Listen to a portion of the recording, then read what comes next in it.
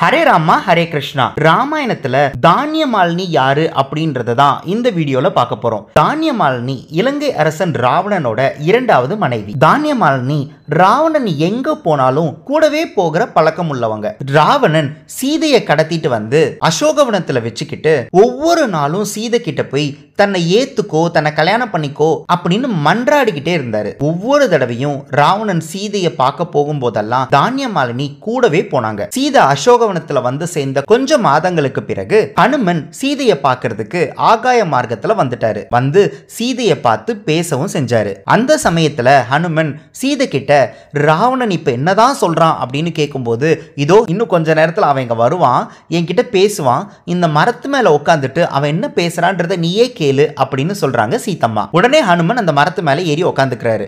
ராவணனும் வராங்க, கூடவே தானியமாலினியும் வராங்க. ராவணன் சீதை கிட்ட உனக்கு ஒரே வழிதான் இருக்கு, அது வேற எதுவும் இல்ல, என்ன கல்யாணம் பண்ணிக்கிறது தான். ஏன்னா இங்க இருந்து தப்பிக்கிறதுக்கு உன்கிட்ட எந்த ஆயுதமும் இல்ல, உன்னை இங்கிருந்து கூட்டு போறதுக்கு இலங்கைக்குள்ள யாரும் வர முடியாது அப்படின்னு சொல்றாங்க. அதுக்கு சீதம்மா, ராவணா இங்க என்கிட்ட எந்த ஆயுதமும் இல்லைன்னு தானே நீ சொல்ற, இந்த புல் இருக்கு இல்லையா, இந்த புல் கூட எனக்கு ஆயுதம் தான்.